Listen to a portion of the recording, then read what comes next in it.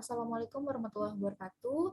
Perkenalkan saya Ardia Wahyuding Tias Putri dengan NIM 18102 11110 dari Lab XC2. Kali ini akan membahas tentang kasus 1 asistensi Lab Activity Patologi Anatomi Fakultas Kedokteran UPN Veteran Jakarta Blok DMS. Di mana kasus yang pertama adalah seorang laki-laki berusia 50 tahun datang dengan keluhan utama bintik-bintik coklat di wajahnya.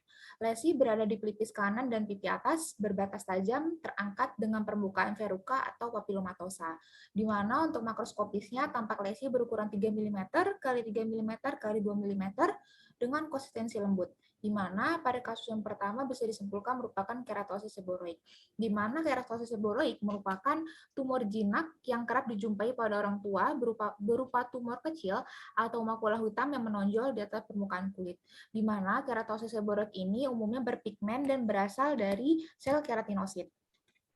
Untuk etiologinya adalah idiopatik, di mana etiologinya ini belum diketahui, tapi diduga ada hubungannya dengan genetik.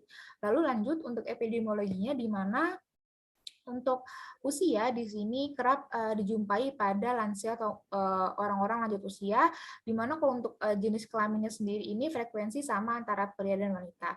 Untuk faktor resiko yang pertama di sini ada bangsa, di mana beberapa peneliti mengatakan bahwa orang dengan kulit hitam lebih sering terkena dari keratosis seboroik, tapi beberapa peneliti yang lain mengatakan bahwa orang-orang ras putih atau orang-orang dengan kulit putih justru cenderung mengidap dari keratosis seboroik. Selanjutnya ada infeksi, di mana ketika seseorang mengalami infeksi kronik ini dapat mempercepat untuk timbulnya keratosis seboroik. Lalu lanjut ada sinar, di sini untuk sinar matahari sendiri berpengaruh untuk menimbulkan penyakit keratosis seboroik, serta genetik, di mana ada kecenderungan diturunkan secara autosomal dominan untuk mengidap dari keratosis seboroik ini. Lalu selanjutnya untuk manifestasi klinis, di mana orang-orang yang mengidap dari keratosis seboroik ini akan datang dengan keluhan gatal, di mana gatal tersebut akan timbul bercak coklat kehitaman, di mana warna coklat ini akan cenderung atau akan berubah menjadi kehitaman yang makin lama bercak tersebut akan makin membesar dan akan membentuk papul-papul. Lalu lanjut selanjutnya, untuk makroskopik dari keratosis seboroik ini dia terdapat lesi atau plak verrucosa, lalu ada papul ataupun nodus ataupun nodula, di mana lesi tersebut akan berwarna coklat sampai dengan kehitaman dengan permukaan yang lembut.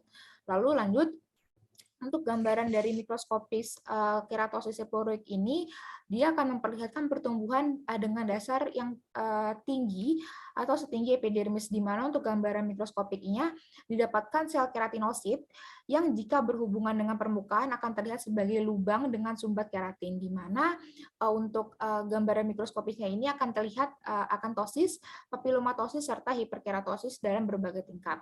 Dan batas bawah dari tumor ini terletak segaris dengan epidermis yang normal, dan pada dermis ditemukan sebuah serbukan sel radang kronik, di mana secara histologis ini dapat berbentuk hiperkeratotik, akantotik ataupun adenoid, di mana keratosis seboroik ini juga yang iritasi akan menunjukkan proliferasi sel keratinosit, squamosal edeis, ataupun infiltrat limfositik dalam dermis, sehingga harus dibedakan antara karsinoma sel squamosa ataupun keratosis seboroik ini.